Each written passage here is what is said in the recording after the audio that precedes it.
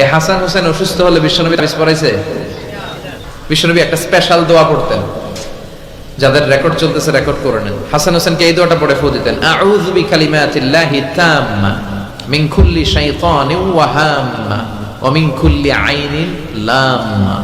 I repeat, আমি আবার বলছি। তিনি পড়তেন আউযু বিকালিমাতিল্লাহি তাম্মা মিন কুল্লি শাইতানিন ওয়া হাম্মা ওয়া মিন কুল্লি আইনিন লাম্মা। এগুলো পড়ে ফু দিতেন। এই রুকিয়া সেন্টারগুলোতে গেলে এগুলো পাওয়া যায়। এজন্য বাংলাদেশে কবিরাজ সেন্টার বাদ দেন, এই ভণ্ডামির সেন্টার বাদ দিয়ে আপনারা ঝাড়ফুঁক করবেন। ঝাড়ফুঁকে বরকত আছে না নাই? বিশ্বনবীর শেখানো পদ্ধতিগুলো আমরা মানি না, এই জন্যই তো অসুস্থ। পেটে ব্যথা, মাথায় ব্যথা, ওই গ্যাস্ট্রিক, আলসার, খালি রোগ আর রোগ, রোগ আর রোগ। বিশ্বনবী সাল্লাল্লাহু আলাইহি ওয়াসাল্লাম হেজামা করতেন। কি করতেন? হেজামা মানে হচ্ছে সিঙ্গা, যেটার ইংরেজিতে বলে কাপিং। কি বলে? তবে এটা বিশ্বনবীর পন্থায় করতে হবে। কিছু ওই যে আমাদের ওখানে বলে বাইদ্যালি নারী, ওই যে সাপের ফনা দেখায়, কয় পক্ষুয়ায় জোক্ষুয়ায়, সিঙ্গা লাগায়, সাপের খেলা দেখায়, এরকম আছে না? ওই এরা বন্ডামি, তুলার ভিতরে পোকা রাখে, পোকা রাখে এরকম ডলে আর কয় পক্ষুয়ায় জোক্ষুয়ায় সব খোয়ায়। এই বললে তুলার ভেতর থেকে পোকাগুলো বেরিয়ে আসে, আসলে কিন্তু দেহের ভিতর থেকে বেরিয়ে আসে না। এগুলো ভণ্ডামি। ভণ্ডামির সাথে ইসলামের কোনো সম্পর্ক নাই। দো দিল বান্দা কালমা চোর, না পায় শ্মশান না পায় ঘোর, দিন থাকিতে আয়রে পথে ছাইড়া দে ভণ্ডামি। ভণ্ডামি ভণ্ডামি ভণ্ডামি, ছাইড়া দে ভণ্ডামি। ঠিক কি না? নামাজ কালাম পড়ে না, ইবলিশ শয়তানের নানা। এগুলো এখনো বাংলাদেশ থেকে যায় নাই, আমাদের জেহাদও বন্ধ হয় নাই। যতদিন এগুলো না যাবে, সব বাংলাদেশের জনগণ তাওহীদের ছাতায় না আসবে, এগুলোর বিরুদ্ধে আমরা বলেই যাবো। যেরকম ঠিক কিনা? নামাজ নাই, রোজা নাই, বিশাল মাজার, মাজারের উপর আবার মশারি, ওর বাবারে মশায় খায়। চিন্তা করছেন? মশা তাড়াইতে পারো না, আপনি কি করবে? এরপর অনেক ড্রাইভাররা মাজার দেখলে গাড়ি স্লো করে। কিরে স্লো করলি কেন? বাবা অনেক গরম, গাড়ি মাগার উল্টায় দিবার পারে। কোন ভালো মানুষ এরকম গাড়ি উল্টায়? কথা কন। এগুলো তো ডাকায়। যারা গাড়ি উল্টায়, দুর্ঘটনার পরিস্থিতি করে, মানুষ মারে, এরা ডাকাত। এই ভণ্ডামি বাংলাদেশে এখনো আছে। বিশাল লাল শালু নীল শালু দিয়ে, এরপরে সামনে এভাবে যাইতে হবে বাবার দরবারে, পিঠ দেখানো যাবে না। ফিরার সময় আবার এমনি পিছনের দিকে ফিরতে হবে। আপনি উষ্টা খাইয়া পড়েন আর মরেন, আপনি পিঠ দেখাতে পারবেন না। এগুলোর সাথে ইসলামের কোনো সম্পর্ক আছে? বিশ্বনবীর সাথে যখন সাহাবারা দেখা করতে যাইতো, বিশ্বনবীর সাথে মুসাফা করে এইভাবে উল্টা আসতো না, পিঠ দেখিয়ে ফিরে চলে আসতো। এই বিশ্বনবী কখনো ভণ্ডামিকে প্রশ্রয় দেয় না। চিৎকার করে বলেন ঠিক কিনা? তো এই ভণ্ডামি এই দেশে আছে। অনেক পীরের মাজার, হক্কানি পীর যারা, আমি কখনো এদের বিরুদ্ধে বলি না। কথা বলবেন না, বসেন। হক্কানি পীররা এদেশে অনেক খেদমত করেছে, এখনো করে যাচ্ছে। কিছু কিছু সমস্যা টুকটাক আছে, এটা সব দলেই আছে। কথা কন। তাদের হাতে হাত রেখে এই দেশে অনেক হিন্দুরা মুসলমান হয়েছে, আমরা ইতিহাসে পড়েছি। কারণ এটা হিন্দু অধ্যুষিত এলাকা ছিল, আশেপাশে হিন্দুরা থাকে ইন্ডিয়াতে। কথা কন। তাদের হাতে হাত রেখে আমাদের পূর্বপুরুষরা মুসলমান হয়েছে। উই ডু অ্যাপ্রিশিয়েট, এটাকে আমরা সাধুবাদ জানাই।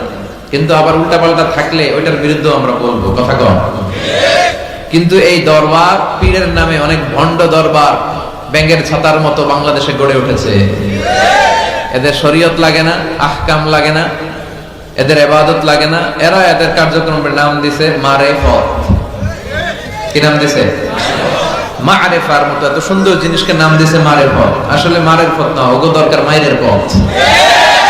মায়ের উপরে কোনো ঔষধ নাই, নামাজ নাই, রোজা নাই, গলার মধ্যে কতগুলা যে লাগায়, বাবার শেষ নাই। সালা বাবা, তালা বাবা।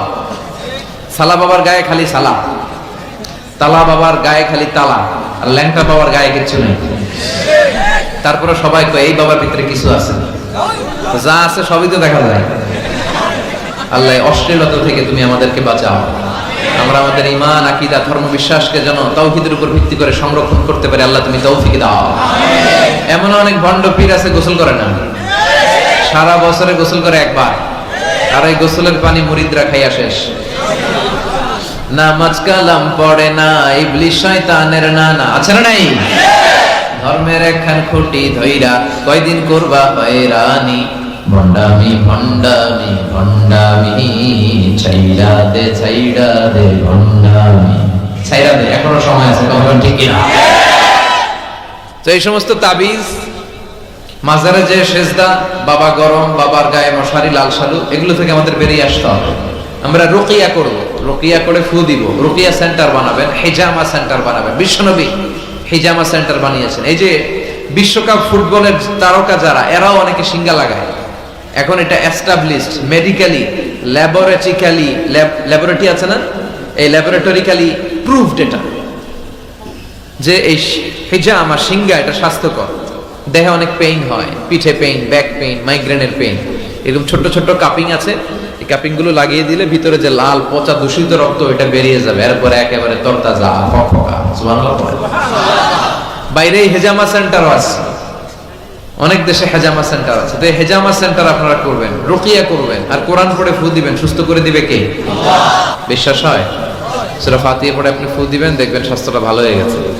আলহামদুলিল্লাহ করবেন না? যত বড় ধরনের রোগ হোক, আপনি যদি ফু দেওয়ার মতো ফু দিতে পারেন, আপনারা সুস্থ করে দিবে কে? তবে ঈমানটা পাকা হইতে হবে, আল্লাহর উপর বিশ্বাস থাকতে হবে। বিশ্বনবী সূরা ফাতিহা পড়ে রুকিয়া করতেন, ঝাড়ফুঁক। আমরা এখন তাবিজ ঝুলাই। কি ঝুলাই?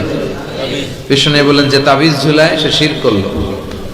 যদি তাবিজে উল্টাপাল্টা জিনিস থাকে, কোরআনের আয়াত দিয়ে তাবিজ দিলে এটা নিয়ে ইখতিলাফ আছে। কেউ বলে এটা জায়েজ, যেহেতু কোরআনের আয়াত। কিন্তু অন্যান্য স্কলাররা বলে না, এটাও জায়েজ নাই, কারণ বিশ্বনবী আর সাহাবারা তো করে নাই। কথা বলেন। বিশ্বনবী সাহাবা যেই পথ আমাদেরকে দেখিয়েছেন, এর চেয়ে শ্রেষ্ঠ পথ হতে পারে? সাহাবারা বিশ্বনবী সাল্লাল্লাহু আলাইহি ওয়াসাল্লাম তাবিজ দেখলে ছিঁড়ে ফেলতেন।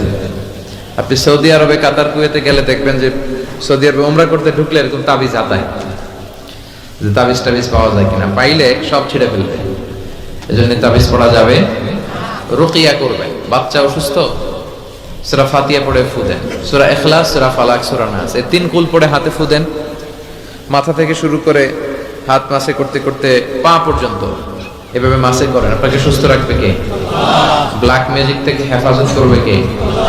ইহুদিদের এক মিত্র, নাম লাবিদ ইবনুল আসাম, সে বিশ্বনবীর জাদুটোনা করেছিল, বান মেরেছিল, ব্ল্যাক ম্যাজিক।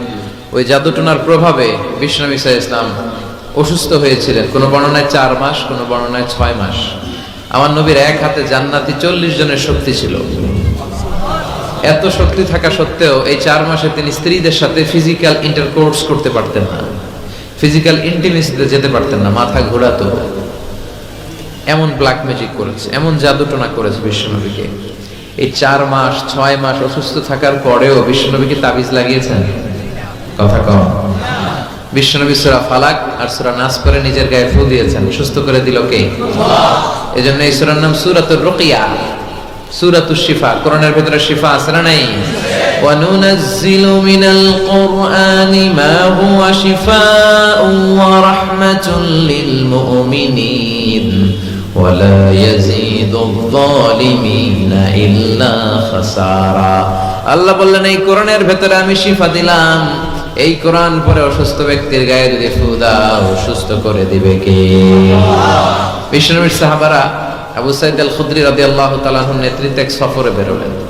উনি সফরে যেয়ে দেখলেন মরুভূমির মাঝখানে কিছু লোক একজন শুয়ে থাকা লোকের সামনে বসে বসে ঝাড়ফুঁক করতেছে, মন্ত্র এগুলো পড়তেছে।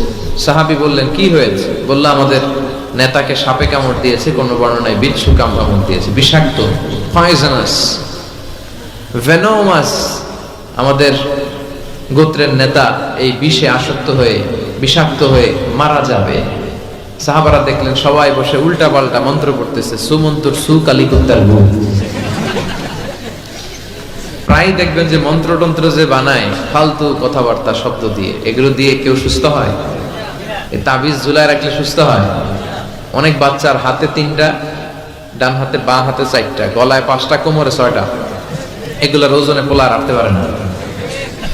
তো এমনি মরা হবে, মরা ধরা। ছেলে মেয়েদেরকে কষ্ট সহিষ্ণু করে গড়ে তুলবেন, ননির পুতুল বানাবেন না।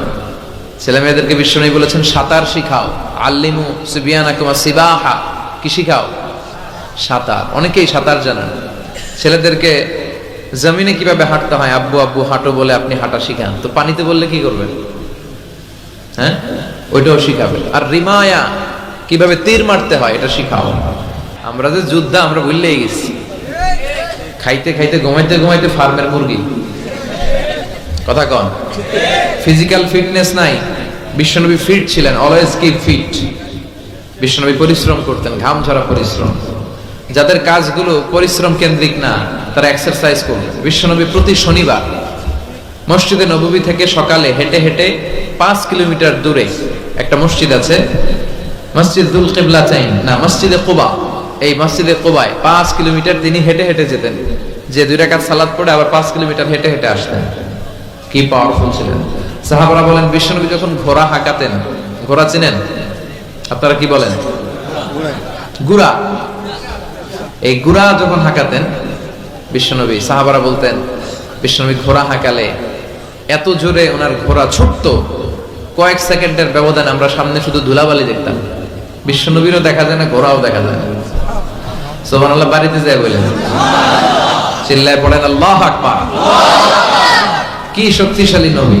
তিনি মক্কার একজন কুস্তিগির, যদিও বর্ণনাটা দাঈফ, কুস্তিগিরকে ধরে 3 বার আছার মেরেছেন, হারিয়ে দিয়েছেন। তার মানে শক্তি গায়ে বেশি না কম?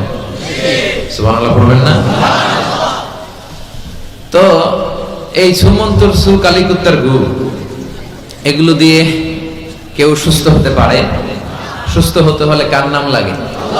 সুস্থ করে কে? অসুস্থ করে কে? তার নামটা লাগবে। তার নামে পড়ে ফু দিবেন।